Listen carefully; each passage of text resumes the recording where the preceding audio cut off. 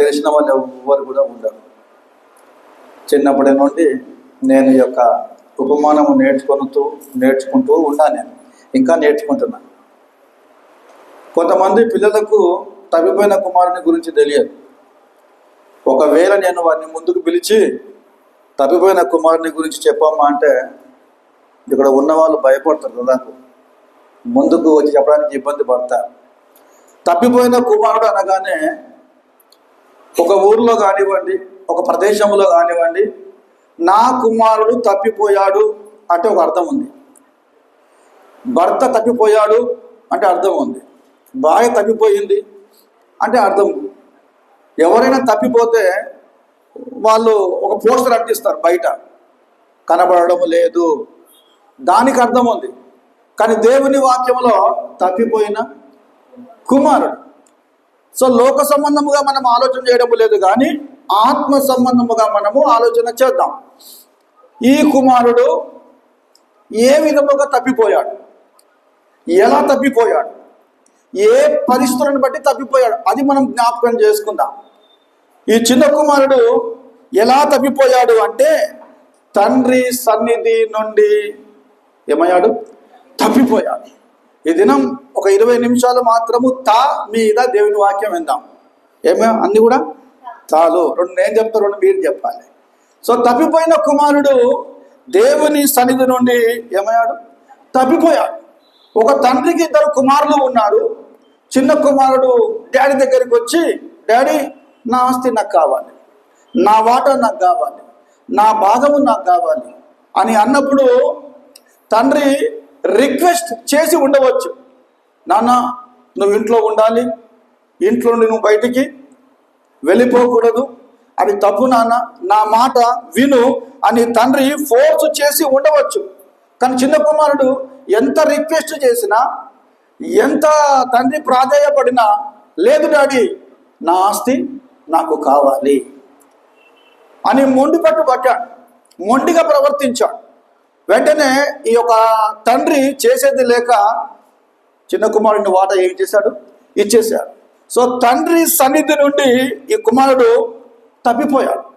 తండ్రి ప్రేమ నుండి తప్పిపోయాడు, తండ్రి దయ నుండి తప్పిపోయాడు, తండ్రి సన్నిహిత సంబంధం నుండి తప్పిపోయాడు. ఆ తండ్రికి ఉన్న గారాల ప్రేమను బట్టి ఏమైపోయాడు? తప్పిపోయాడు. అన్న నుండి తప్పిపోయాడు. ఆ తర్వాత తండ్రి ఇంట్లో దాసులు ఉన్నారు, దాసురాలు అందరూ ఉన్నారు. వారందరి నుండి ఇతడు ఏమైపోయాడు? తప్పిపోయాడు, దూరం అయిపోయాడు.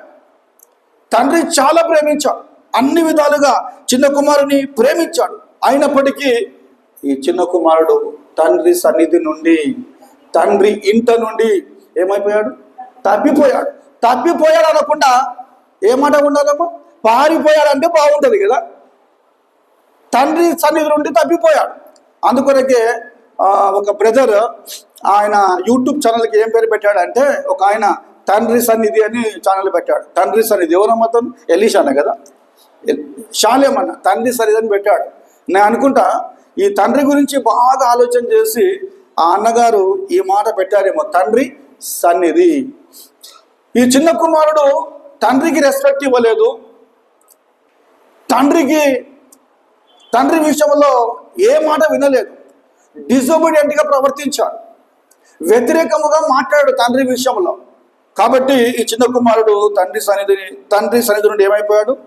తప్పిపోయాడు. అంటే ఈ కుమారునికి అర్థం కాలేదు, అయ్యో నేను నా తండ్రి ఇంట నుండి, తండ్రి సన్నిధి నుండి నేను బయటికి వెళితే నా పరిస్థితి ఏ విధముగా ఉంటుందో, నా జీవితం ఎలా ఉంటుందో అని వెనక ముందు ఆలోచన చేయకుండా ఏది ఏమైతే పర్వాలేదు, నాకైతే ఏం కావాలి ఏం కావాలి, నాకైతే డబ్బు కావాలి, ఆస్తి కావాలి. ఆస్తిని తీసుకున్నాడు, డబ్బును తీసుకున్నాడు. తండ్రి ఏడుస్తున్నాడేమో, అన్న బాధపడుతున్నాడేమో, ఇంట్లో ఉన్న వాళ్ళందరూ దుఃఖపడుతున్నారేమో. కానీ ఈ చిన్నవాడు డబ్బు సంచి చేత పట్టుకొని, డబ్బులు చేత పట్టుకొని, భాగము చేత పట్టుకొని తండ్రి సన్నిధి నుండి ఏమైపోయాడు? తప్పిపోయాడండి. దేవుని బిడ్డలారా, ఆత్మీయముగా ఒకవేళ మనం ఆలోచన చేస్తే దేవుని సన్నిధిలో ఏముంటుంది అని ఆలోచన చేస్తే తండ్రి సన్నిధిలో ఏముంటుంది అని మనం బాగా ఆలోచన చేస్తే తండ్రి సన్నిధిలో చాలా ఆశీర్వాదాలు ఉంటాయండి. పరలోకమందున్న ఆ తండ్రి సన్నిధిలో, పరలోకమందున్న ఆ తండ్రి సహవాసములో చాలా దీవెనలు ఉన్నాయి. చదవండి ఒకసారి. తండ్రి సన్నిధిలో ఏముంటాయి అంటే కీర్తన 16:11. కీర్తన 16:11.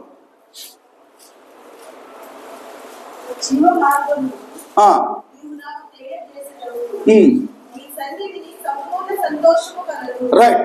ఆ తండ్రి సన్నిధిలో ఏముంటాయి అంటే జీవ మార్గాలు ఉంటాయి. హల్లెలూయా. తండ్రి సన్నిధిలో, జీవము గల దేవుని సన్నిధిలో జీవ మార్గాలు ఉంటాయి. తర్వాత ఇంకేముంటాయమ్మా? తండ్రి సన్నిధిలో ఇంకేముంటుంది బిడ్డ? సంపూర్ణమైన సన్నిధి. సో ఈ చిన్న కుమారుడు జీవ మార్గములు విడిచిపెట్టాడు.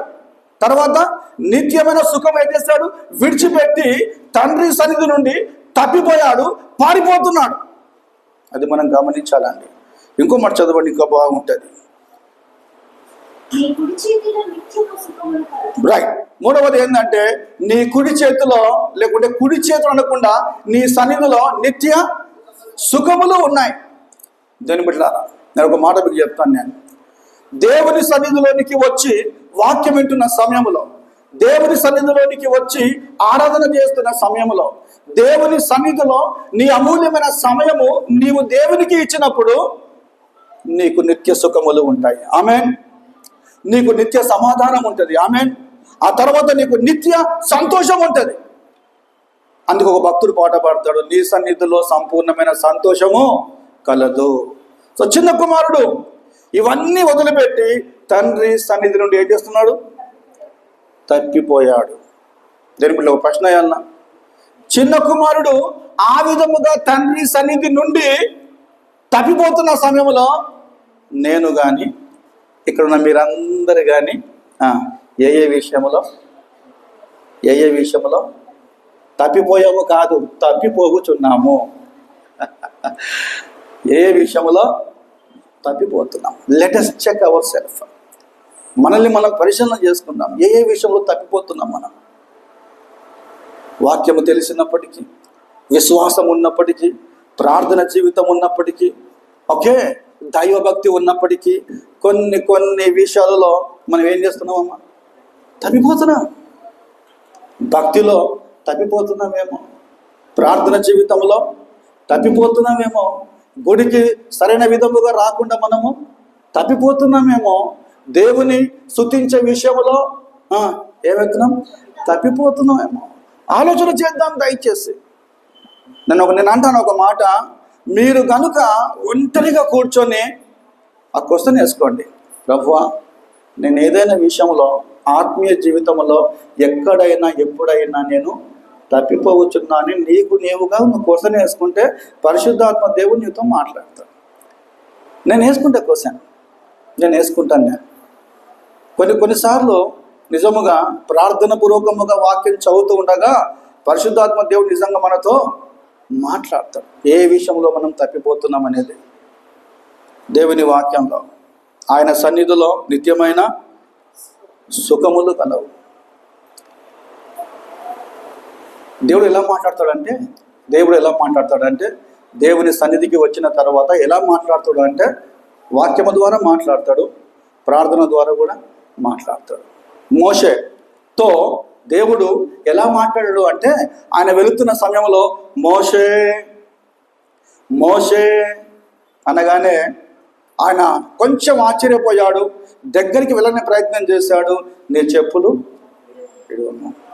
ఆ తర్వాత ఇంకా కొంచెం ముందుకెళ్తాం అంటే దేవుని సన్నిధిలో నీకు వచ్చే ఆశీర్వాదాలు. ఇంకొంచెం ముందుకెళ్ళి సమూయేలు దేవుని మందిరంలో ఉన్నప్పుడు సమూయేలు అర్థం కాలేదండి. ఏలి దగ్గరికి వెళ్ళి నన్ను పిలిచావా నాయన? నేను కాదు, ఈసారి పిలిస్తే చిత్తము నా ఏలిన వాడని దాసుడు. ఇవన్నీ మనము ఈజీగా తీసేస్తాం. మనం ఏం ఆలోచన చేయాలంటే, నేను దేవుని సన్నిధిలో కూర్చున్నప్పుడు, నేను దేవుని ఆరాధన చేస్తున్న సమయంలో మోషేతో మాట్లాడిన దేవుడు నాతో కూడా మాట్లాడతాడు. సమూయేలుతో మాట్లాడిన దేవుడు నాతో కూడా మాట్లాడతాడు. ఆ నిరీక్షణ మనకు ఉండాలి, ఆ పట్టుదల మనకు ఉండాలి, ఆ ఆకాంక్ష మనకు ఉండాలి. డెఫినెట్లీ దేవుడు మనతో మాట్లాడతాడండి. అందుకొరకే నీవు నేను ఆయన సన్నిధి నుండి, తండ్రి సన్నిధి నుండి కొన్నిసార్లు ఏమైపోతున్నాం, మనం తప్పిపోతున్నాము. ఆలోచన చేద్దాం. సో నెంబర్ 1, తండ్రి సన్నిధి నుండి తప్పిపోయాడు. రెండవదిగా తా విషయంలో మరొకటి మనం చూద్దాం. రెండవదిగా ఇతడు చేసిన పని ఏంటంటే తన ఇష్టానుసారంగా జీవించాడు. వచ్చిందమ్మా మళ్ళా తన ఇష్టానుసారంగా జీవించాడు. డబ్బు సంచి చేత పట్టుకున్నాడు, అమౌంట్ తీసుకున్నాడు, భాగము తీసుకున్నాడు, తన ఇష్టానుసారంగా జీవించాడు. ఎట్లా ఇష్టం వస్తే ఆ విధంగా జీవించాడు, తనకు నచ్చిన రీతిగా జీవించాడు. ఎందుకు జీవించాడు? చేతులు ఏమున్నాయి? డబ్బులు ఉన్నాయి. చూద్దామా ఎలా జీవించాడు అంటే 13-14 చదువుతాను నేను. కొన్ని దినములైన తరువాత ఆ చిన్న కుమారుడు సమస్తమును కూర్చుకొని దూరదేశమునకు ప్రయాణమైపోయి అక్కడ తన ఆస్తిని దుర్వ్యాపారము వలన పాడు చేశాను. చూసారా అండి? ఆస్తిని తీసుకున్నాడు, డబ్బు తీసుకున్నాడు, పైసలు తీసుకున్నాడు, తీసుకొని చెడు వ్యసనాలకు బానిసయ్యాడు. పిల్లలు వింటున్నారా? చెడు వ్యసనాలకు ఏమైపోయాడు? బానిస అయిపోయాడు. దుర్వ్యాపారము అంటే చెడ్డ వ్యాపారము. మనకు తెలియదు ఆ డబ్బును ఏ చెడ్డ వ్యాపారములు పెట్టాడు కానీ మనకు తెలియదు, కానీ ఆ మీనింగ్ అట్లా ఉంది. ఇంగ్లీష్లో ఏముందంటే డబ్బును వేస్ట్ చేశాడని ఉంది. డబ్బును వేస్ట్ చేశాడు.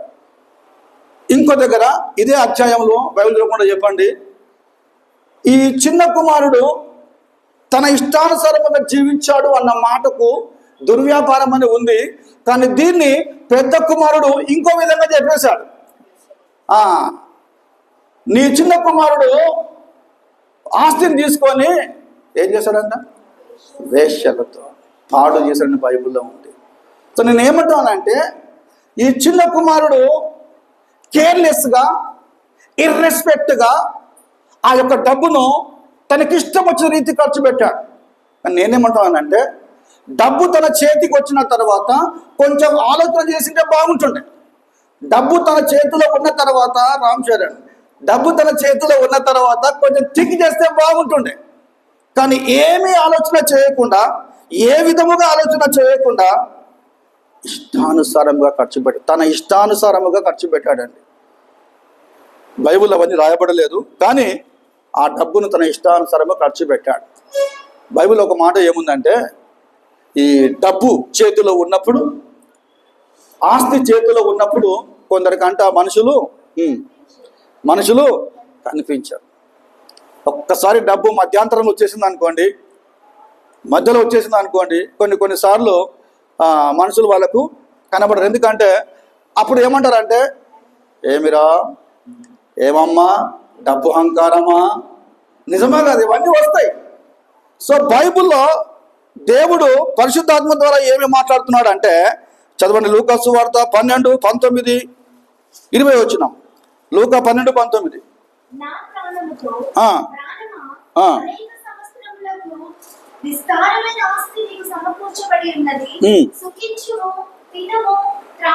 చాలమ్మా, చదువు. రైట్. సో ఈ వ్యక్తి ఏమనుకున్నాడు అంటే నాకు విస్తారమైన ధనధాన్యములు ఉన్నాయి, తరగని ధాన్యం ఉన్నది, సమృద్ధికరమైన ధాన్యం ఉన్నది. సో మనసులో ఏమనుకుంటున్నాడు అంటే నా ప్రాణమా, చెప్పండిగా, నా ప్రాణమా తినుము, త్రాగుము, తర్వాత సుఖించుము అని తన మనసులో అనుకొనేను. మరి ఈ మాట ఈ తప్పిపోయిన కుమారునికి వర్తించదా? ఈజీగా. సో తప్పిపోయిన కుమారుడు కూడా ఏమనుకుంటున్నాడు? నా ప్రాణమా, డబ్బు నా దగ్గర ఉంది, తినుము, త్రాగుము, సుఖించుము అని మనసులో తప్పిపోయిన కుమారుడు కూడా అనుకొని ఉండవచ్చు, అనుకున్నాడు కూడా. అంతే కదండి. కానీ ఈయనకు తెలియదు, తప్పిపోయిన కుమారునికి తెలియదు, ఆ అనుకున్న వ్యక్తికి తెలియదు దేవుడు ఒక మాట అంటాడు అని. ఏ మాట? అట్లా చెప్పాలి, శృతిలాగా చెప్పాలమ్మా. శృతి కరెక్ట్. వెర్రివాడా, చూసారండి దేని బిడ్డలారా, నేను ఒక మాట చెప్పాలన్నా, దేవుడు నాకు కానీ నీకు కానీ మనకందరికీ కానీ ధనము ఎందుకు ఇచ్చాడంటే, ఆస్తి ఎందుకు ఇచ్చాడంటే, విస్తారమైన ఈ యొక్క భాగము అనుభవించుటకు, స్వాస్యం అనుభవించుటకు ఎందుకు ఇచ్చాడంటే, ఈ తప్పిపోయిన కుమారుని వల్లే ఇష్టానుసారంగా ఖర్చు పెట్టడానికి కాదు, ఇష్టానుసారంగా జీవించడానికి కాదు. ఎందుకు ఇచ్చాడు అంటే, నేను దేవుని వాక్యం చదువుతూ ఉండగా ఒక మంచి వచనం దేవుడు నాకు చూపించాడు. చదవండి, ద్వితీయోపదేశ కాండము 8వ అధ్యాయం 10వ వచనం. 8:10.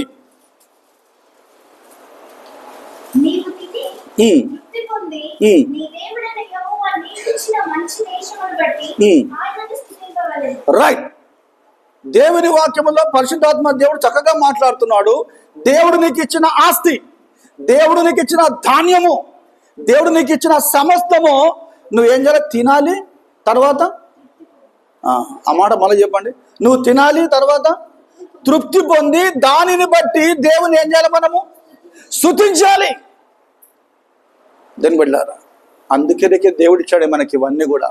ఆస్తి కానీ, వెండి బంగారములు కానీ, ధనము కానీ, ధాన్యము కానీ, ఇవన్నీ ఎందుకు ఇచ్చాడంటే, ఎందుకు మనల్ని ఈ పొజిషన్లో పెట్టాడంటే, నేను నీ పొజిషన్లో పెట్టాను, నీకు సమస్తం ఇచ్చాను, సమస్తం ఇచ్చిన సమస్తమును జ్ఞాపకము చేసుకొని దేవుని ఏం చేయాలంటే నువ్వు స్తుతించాలి.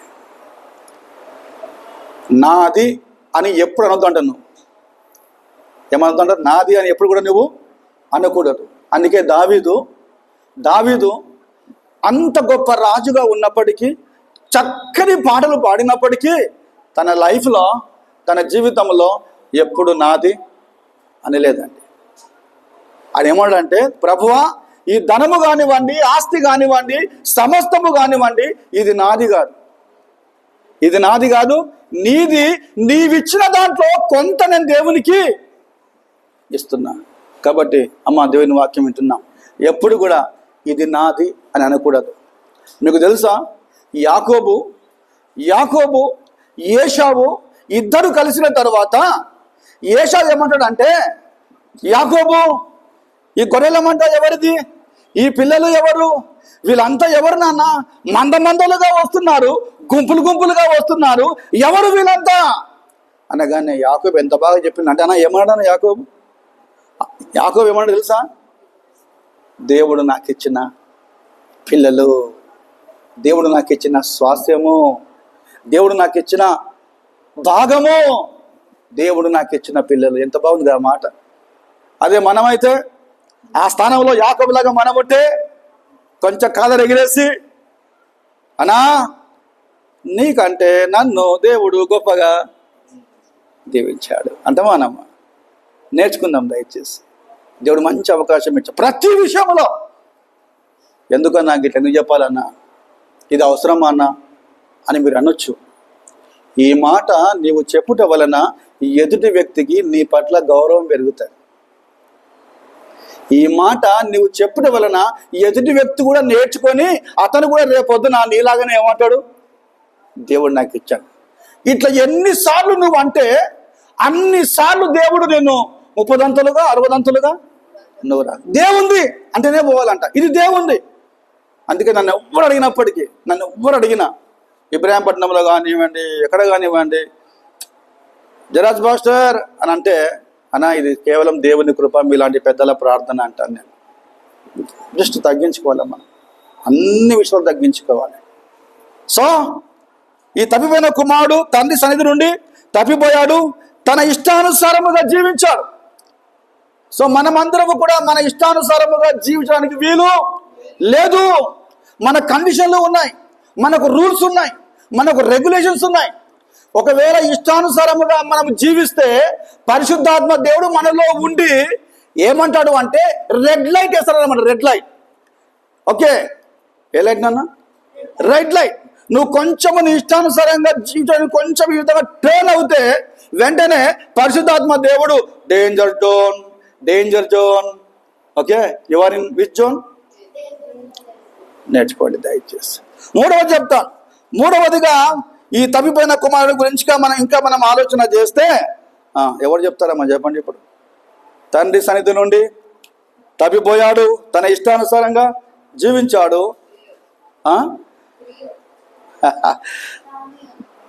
ఎస్, మూడవది ఏంటంటే తగిన శాస్తి అనుభవించాడు మనోడు. ఏమో కరెక్టే కదా, తగిన శాస్తి అనుభవించాడు. నేను చెప్తే ఆశ్చర్యపోతారు మీకు. అప్పుడు మీరు కూడా అంటారు, పాస్టర్ గారు మీరు కరెక్ట్ చెప్పారని మీరు కూడా చెప్తారు. తగిన శాస్తి ఎలా అనుభవించాడు అంటే, చదువుదాం ఆ మాట 14-15 నేను చదువుతాను. అదంతయు ఖర్చు చేసిన తర్వాత ఆ దేశమందు గొప్ప కరువు రాగా వాడు ఇబ్బంది పడసాగి వెళ్ళి ఆ దేశస్తులలో ఒకరి చెంత చేరెను. అతడు పందులను మేపుటకు తన పొలములోనికి వానిని పంపెను. వాడు పందులు తిను పొట్టుతో తన కడుపు నింపుకొని ఆశపడను గాని ఎవడును వానికి ఏమియో ఇవ్వలేదు. ఇప్పుడు మీరు చెప్పండి, తగిన శాస్తి అనుభవించాడా లేదా? డబ్బంతా అయిపోయింది, డబ్బు మొత్తం ఖర్చు పెట్టేశాడు, ఒక్క నయా పైసా లేదు వాని దగ్గర. తప్పిపోయిన కుమారుని దగ్గర ఏమి లేదు. ఇంకోటి ఏంటంటే, ఏ దేశం పోయాడమ్మా ఆయన? ఏ దేశం పోయాడు? దూరదేశం. పేరు లేదు మనకు ఇక్కడ. దూరదేశం వెళ్ళాడు, పనులు వెతికాడు, ఏ పని దొరకడం లేదు. కానీ బైబిల్ ఏముందంటే వాడు ఇబ్బంది పడసాగాను. ఉందమ్మా మాట అక్కడ. ఏం పడసాగాను? ఇబ్బంది పడసాగాను. ఆ తర్వాత ఆ దేశస్తుల ఒకని చెంత చేరెను. ఆ దేశములో ఒక యజమానుడు ఉన్నాడు, ఒక ధనికుడు ఉన్నాడు. వాని చెంత చేరెను, వాని దగ్గరికి వెళ్ళాడు. వెళ్ళిన తర్వాత అతడు పందులు మేపటకు తన పొలములోనికి వానిని పంపాను. చివరికి ఏం గతి వచ్చిందమ్మా ఇతనికి? తండ్రి గారి దగ్గర, తండ్రి సన్నిధిలో, తండ్రి ఇంటిలో హాయిగా, గౌరవముగా, ఆనందముగా, సంతోషముగా ఉంటున్న ఇతను ఇప్పుడు ఏం పరిస్థితి వచ్చింది? పందుల దగ్గర పందులను మేపే పని దొరికింది వీనికి. ఏం పని దొరికింది బిడ్డ? పందులు మేపే పని దొరికింది. అందుకొరకే మన పేరెంట్స్ ఏమంటారు అంటే, నువ్వు మంచిగా చదివితే టీచర్ అవుతావు, నువ్వు మంచిగా చదివితే సార్ అవుతావు, నువ్వు బాగా చదువుకుంటే దాన్ని మంచిగా ఉద్యోగాలు చేస్తారు. మీరు బాగా చదువుకోకపోతే మన పిల్లలు ఏమంటాం మనం? గాడిదల్లాగా తయారవుతారు అంటాం ఇక మనం. చూసారా అండి? సో తగిన శాస్తి అనుభవించాడు. ఇంకొంచెం ముందుకు వెళ్దాం మనం. ఆ తర్వాత పందులు మేపుతూ ఉన్నాడు, ఆ పందుల ఉద్యోగంలో చేరాడు. మనకి ఆకలి అయింది. తప్పిపోయిన కుమారునికి ఏమైంది బిడ్డ? ఆకలి అయింది. సో పందుల పొట్టు తిని కడుపు నింపుకుందాం అనుకున్నాడు, కానీ ఎవరును వానికి సహాయము చేయలేదు. ఇప్పుడు మీరు చెప్పండి, తప్పిపోయిన కుమారుడు తగిన శాస్తి అనుభవించాడా లేదా? చెప్పండి, ఏమన్నా అనుభవించాడా లేదా? సో ఎందుకంటే మూర్ఖమైన పని చేశాడు కాబట్టి, బుద్ధి లేని పని చేశాడు కాబట్టి, వెర్రివాని పని చేశాడు కాబట్టి ఇది తగినదా కాదా? తగినదే. కొన్నిసార్లు మనం ఏమంటామంటే, మన పిల్లలు బాగా చెప్పిన తర్వాత మన పిల్లలు వినకపోతే ఏమైనా జరిగింది అనుకోండి, ఏమంటాం మనం? బాగా అయిందంటాం కదా, రాగం తీసి అంటాం కదా మనం. బాగా అయింది, అట్లనే కావాలి, నేను చెప్తే విన్నావా, నువ్వు వినలేదు కదా అని మనము చాలా కోపంతో అంటాం. తల్లిదండ్రులుగా ఎంత కోపంతో అన్నప్పటికీ ఒక గంట సేపు కోపంలో ఉంటాం. తర్వాత మళ్ళీ ఏం చేస్తాం? మళ్ళీ మనం దగ్గర తీసి ఏం చేస్తాం బిడ్డ? ప్రేమిస్తాము, ఆదరిస్తాం. సో తప్పిపోయిన కుమారునికి తగిన శాస్తి, ఓకే, తగిన శాస్తి ఇతడు ఏం చేశాడు? అనుభవించాడు. ఒక మాట చెప్పాలన్నా, దేవుని వాక్యంలో చాలా మాటలు ఉన్నాయి. బైబిల్ ఏముందంటే, యెహోవాను విడచి వేరొక మార్గమున అనుసరించు వారికి. సరిపోయిందా మాట? దేవుని విడిచాడు, తండ్రి సన్నిధి విడిచాడు, తండ్రి ప్రేమను మర్చిపోయాడు, వేరొక మార్గంలో వెళ్ళిపోయాడు, చీకటి మార్గంలో వెళ్ళిపోయాడు, చెడు మార్గంలో వెళ్ళిపోయాడు. కాబట్టి ఏమొచ్చాయి? ఇతనికి ఏమొచ్చాయి? శ్రమలు వచ్చాయి. గుర్తుపెట్టుకోండమ్మా, యేసు ప్రభువే మార్గం, యేసు ప్రభువే జీవం, యేసు ప్రభువే సత్యం. ఈ మార్గము, సత్యము, జీవము వెలుగులో ఉంటే నువ్వు హ్యాపీగా ఉంటావు. మార్గము, సత్యము, జీవంలో లేకపోతే నువ్వు హ్యాపీగా ఉండవండి. జరిగింది. నేను ఇంకొక మాట చెప్తాను. నేను ఈ యొక్క కీర్తనలు 1వ అధ్యాయంలో 1వ కీర్తన అనుకుందాం. బైబిల్ కూడా చూడవద్దు. ఒకటో అధ్యాయం 1వ కీర్తనలో ఏముందంటే ఈ తగిన శాస్తి అనుభవించడం మాట ఉంది కదా, అక్కడ ఏమున్నాయంటే దుష్టుల మార్గము కాదమ్మా, పాపుల మార్గం నిలవక అపహాసములు కూర్చుండక. ఇక్కడ స్టాప్ చేద్దాం మనం.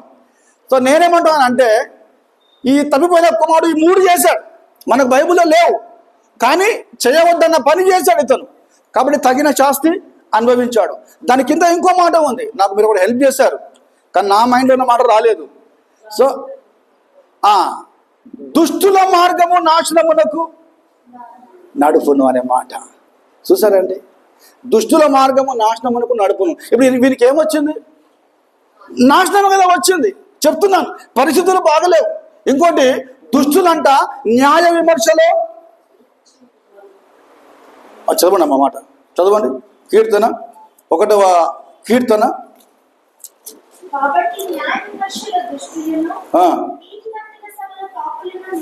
రైట్.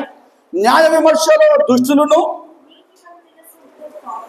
నిలువరు. ఇక్కడ స్టాప్ చేస్తానండి. కాబట్టి ఈ తప్పిపోయిన కుమారునికి ఏ శాస్తి దొరికిందండి? తగిన శాస్తి ఏం చేస్తాడు?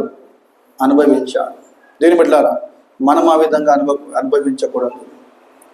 దేవుడు ఏమంటుందంటే ప్రయాసపడి పాపభారము మోయించిన సమస్త జీవులారా నా యొద్దకు రండి, నేను మీకు విశ్రాంతినిస్తాను. దెన్ 4వ చెప్తాను నేను. 4వదిగా తా గురించి ఇంకొక మాట ఏంటంటే ఇతను ఎవరో చెప్తున్నారు నాకు. చెప్పు అమ్మ, పనిది బాగా చెప్తున్నావు నాకు. నువ్వు ఏమై ఉండొచ్చు బిడ్డ? ఏంటంట? కరెక్టే చెప్పింది కరెక్టే, నువ్వు అది నీకు అర్థమైపోయింది. ఓకే, 4వది ఏంటంటే తప్పు తెలుసుకున్నాడు. అన్ని తాబీదనే. సో ఈ తప్పిపోయిన కుమారుడు ఏం తెలుసుకున్నాడు? తప్పు తెలుసుకున్నాడు. తప్పు తెలుసుకొని ఎంత బాగా మాటలు వర్ణిస్తుందంటే నేను అనుకుంటా ఈ మాటలు ముందే వచ్చింటే బాగుంటుండే, కానీ చివరికి వచ్చే మాటలు ఎంత బాగా ఎక్స్ప్లెయిన్ చేశాడంటే తప్పు తెలుసుకొని. చూద్దామా?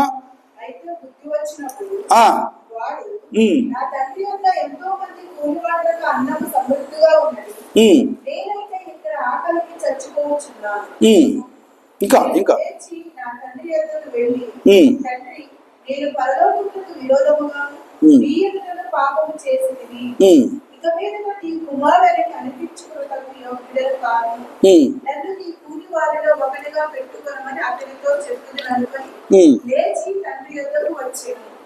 చాలమ్మా, తప్పు తెలుసుకున్నాడు. ఈ మాట ఇంటికి వెళ్ళిన తర్వాత చదవడం మీరు చాలా బాగుంటుందమ్మా. ఈ ఒక్క మాట పదే మీరు చదివితే మనలో పశ్చాత్తాపం వస్తుంది. మనలో ఏమొస్తుంది? తప్పకుండా వస్తుంది, పశ్చాత్తాపం వస్తుంది. సో ఈ యొక్క తప్పిపోయిన కుమారుడు తప్పు తెలుసుకున్నాడు. సిస్టర్ బాగా చదివింది. నా తండ్రి ఇంటిలో సమృద్ధికరమైన ఏముంది? ఆహారం ఉంది. నా తండ్రి ఇంటిలో ఎంతోమంది కూలి వాళ్ళు ఉన్నారు.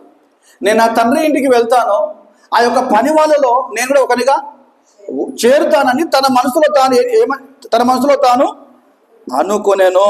19వ వచనం, ఇక మీదట నీ కుమారుడిని అనిపించుటకు యోగ్యుడను కాను, నన్ను నీ కూలి వారిలో ఒకనిగా పెట్టుకోమని అతనితో చెప్పుదును అనుకొని లేచి తండ్రి యొద్దకు వచ్చాను. ఎంత మంచి పశ్చాత్తాపం కదా. ఇక్కడ నచ్చాడు నేను, నాకు తప్పిపోయిన కుమారుడు ఇక్కడ నచ్చాడు. ప్రతి ఒక్కరికి పశ్చాత్తాపం కావాలండి. పశ్చాత్తాపం లేనివాడు క్రైస్తవుడు కాదు. అరివిత్మే, పశ్చాత్తాపం లేనివాడు క్రైస్తవుడు కాదు. పశ్చాత్తాపం లేనివాడు పవిత్రుడు కాదు. నేను చాలా నేర్చుకున్నాను ఈ యొక్క వచనాన్ని బట్టి.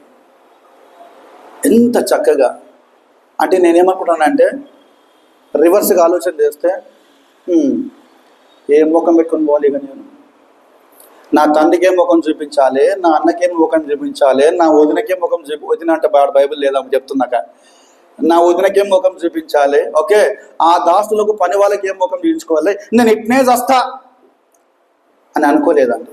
కొందరైతే అలాగే చేస్తారు కదా, మొండిగా బిహేవ్ చేస్తారు. పని నేను చస్తే వస్తా కానీ అక్కడికైతే నేను వెళ్ళాను. మొండిగా ప్రవర్తిస్తారు. ఈ మధ్య మా ఇంట్లో కూడా జరిగింది. నాకు మా అక్క చెల్లెళ్ళు, మా అన్నదమ్ములు జరిగింది, ఒక విషయం జరిగింది. సో నేనే వెళ్ళాను. చాలా సంతోషించారు వాళ్ళు, చాలా సంతోషించారు. కొన్ని విషయాల్లో వాక్యమే మనకు అర్థమండి. మనం ఎలా చూసుకుంటామో అర్థం, మన ముఖం ఎట్లా చూసుకుంటామో వాక్యాన్ని ఎలా చూసుకోవాలి. మనం పంతాలకు పట్టింపులకు పోతే దేవుని వాక్యం మనం నెరవేర్చలేమండి. సో ఇక్కడ తప్పిపోయిన కుమారుడు తప్పును తెలుసుకున్నాడు. ఏదైనా సరే నేనైతే వెళ్తా, డాడీ, నానా, నా తండ్రి, ప్లీజ్ ప్లీజ్ నాయన, నీ పని వాళ్ళలో ఒక్కనే నన్ను. ఎంత సిగ్గు కదా. అంటే ఒక టాప్ పొజిషన్లో చిన్న కుమారుడు ఉండి రకరకాల బట్టలు వేసుకొని చక్కని భోజనం తండ్రి దగ్గర తింటూ కూలి వాళ్ళ దగ్గర కూర్చొని తినడం ఎట్లా ఉంటుంది? షేమ్గా ఉండదా? బట్ చిన్న కుమారుడు పూర్తిగా పశ్చాత్తాపం. అందుకే బైబిల్ ఏముందంటే చదవండి ఒక మాట, సామెతలు 28:13 వచనం. సామెతలు 28:13.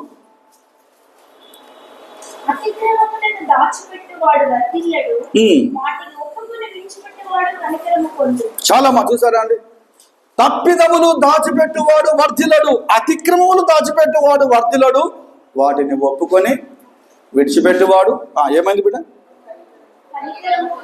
ఇప్పుడు మీరు చెప్పండి, ఈ మాట, ఈ వచనము ఈ చిన్న కుమారుని జీవితం నెరవేర్చబడిందా లేదా? ఇప్పుడు మీరు చెప్పండి, ఈ చిన్న కుమారునికి ఏం కావాలి? తండ్రి యొద్దకు పోతే ఏం కావాలి? అది నాకు కాదు. వెరీ గుడ్ బిడ్డ. ఏం కావాలి? కనికరం. మనం పశ్చాత్తాపడితే, పశ్చాత్తాపం నథింగ్ బట్, మీరు ఏమో అనుకుంటున్నారేమో, పశ్చాత్తాపం నథింగ్ బట్ క్షమించు. సార్ నీతిమంతునికి సాంసన్ అప్పుడు వాక్యం చెప్తాడు, నీతిమంతునికి అంటే ఒక గద్దింపు మాట చాలంట. నీతిమంతుకు ఒక గద్దింపు మాట చాలు. అంటే ఆ గద్దింపు మాట విని సరి చేసుకోవాలి. మళ్ళా చేసి మళ్ళా సరి చేసుకోవడం నో అట్లా కాదండి. దేవుని బిడ్డలారా, వాక్యం మనం చాలా జాగ్రత్తగా వినాలి. సో ఈ చిన్న కుమారుడు చివరిగా తప్పు తెలుసుకున్నాడు. దెన్ 5th వన్, లాస్ట్ ఇప్పుడు ముగిస్తాను నేను. సో మొదటిది తండ్రి సన్నిధి నుండి తప్పిపోయాడు. రెండవది తన ఇష్టానుసారముగా జీవించాడు. మూడవది తగిన శాస్తి అనుభవించాడు. నాలుగవది తప్పు తెలుసుకున్నాడు. దెన్ ఐదవది ఏంటంటే తాను తీయేసినావు మళ్ళా. ఐదవది ఏంటంటే తండ్రి చెంతకు చేరాడు. ఆమేన్. తండ్రి చెంతకు చేరాడు. ఈ మాట బలి నచ్చింది నాకు. తండ్రి చెంతకు చేరాడు. ఎలా చేరాడు అంటే చదువుదామా మాటలు, చదువుదామా. 20 నుండి, వాడింకా దూరముగా ఉన్నప్పుడు తండ్రి వాడిని చూచి కనకరపడి పరిగెత్తి వాని మెడ మీద పడి ముద్దు పెట్టుకొనెను.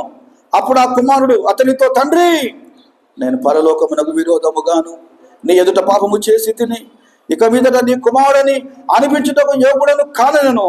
అయితే తండ్రి తన దాసులను చూచి ప్రశస్త వస్త్రము త్వరగా తెచ్చి వీనికి కట్టి వీని చేతికి ఉంగరము పెట్టి పాదములకు చెప్పులు తొలగించుడి, క్రొవ్విన దూడను తెచ్చి వధించుడి, మనము తిని సంతోషపడుదాము. ఈ నా కుమారుడు చనిపోయి మరలా బ్రతికెను, తప్పిపోయి దొరికినని చెప్పాను. అంతటా వారు సంతోషపడసాగిరి. ఈ మాట నాకు ఎంత బాగా అనిపించిందంటే, తండ్రి చెంత చెప్పండి చేరెను. తండ్రి చెంత చేరెను. సో వెళ్ళాడు, చిన్న కుమారుడు వెళ్ళాడు. ఇవన్నీ మీకు చెప్పాను నేను. దూరం నుంచి తండ్రి చూశాడు, వెళ్ళాడు, కౌగలించుకున్నాడు, ముద్దు పెట్టాడు, కనికరించాడు, అందరిని పిలిచి స్నానం చేయించాడు, ప్రశస్తమైన వస్త్రాలు తొడిగించాడు, తర్వాత ఉంగరం పెట్టాడు, చక్కని చెప్పులు తొడిగించాడు, క్రొవ్విన దూడను వధించాడు. ఇన్ని చేశాడండి. దేవుని బిడ్డలారా, అంటే నేనేమంటున్నా అంటే, నాకు ఎంత బాగా ఈ వాక్యం అర్థమైందంటే, ఈ లోకపు పేరెంట్స్ కొంత గద్దిస్తారేమో, కొంచెం తిడతారేమో, కొన్నిసార్లు దెబ్బలు కూడా కొడతారేమో, తర్వాత ప్రేమిస్తారేమో. కానీ దేవుని వాక్యంలో ఈ తండ్రి మారు మాట చెప్పకుండా ఆ కుమారుని అన్ని చేశాడు. ఒక మాట చెప్పాలన్నా, ఇవన్నీ చేయడానికి తండ్రి ఏం చూపించాడమ్మా? Yes, that's all. ఒక ఉపమానం అంతే, ఇదొక ఉపమానం. ఈ తండ్రి ఏమో లోకానికి సాదృశ్యం, పరలోకపు తండ్రి ఆత్మీయతకు సాదృశ్యం. సో ఈ తండ్రి చెప్పిన మాట ఒక్కటి నాకు బాగా అర్థమైంది ఇక్కడ 24వ వచనము. ఈ నా కుమారుడు చనిపోయి మరలా చనిపోయాడు. చిన్న కుమారుడు శరీర విషయంలో, పాపం విషయంలో, దుష్టత్వం విషయంలో చనిపోయాడు. అంతే కదమ్మా. చనిపోయి మరలా బ్రతికాను అంటే బ్రతికి నా దగ్గరికి వచ్చాడు అన్నమాట. ప్రతి కింద ఇంకొక మాట ఏముందమ్మా, తప్పిపోయి దొరకదని చెప్పాను. అంటే ఈ కుమారుడు అని చెప్పాను, అని చెప్పేశాను నేను. తప్పిపోయాడు, లోక సంబంధం విషయంలో తప్పిపోయి తిరిగి దొరికాడు. సో వాక్యం ముగించే ముందు కొన్ని విషయాలు వాక్యం ముగిస్తాను నేను. దేని బిడ్డలారా, ఆ తండ్రి తన కుమారుని ఎంతగా ప్రేమించాడో మన పరలోకపు తండ్రి కూడా అంతగా ప్రేమిస్తున్నాడు. చదవండి యోహాను సువార్త 6:37. యోహాను సువార్త 6:37.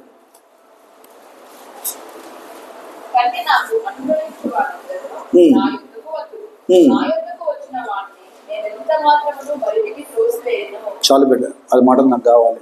నా యొద్దకు వచ్చువానిని నేను ఎంత మాత్రమును బయటికి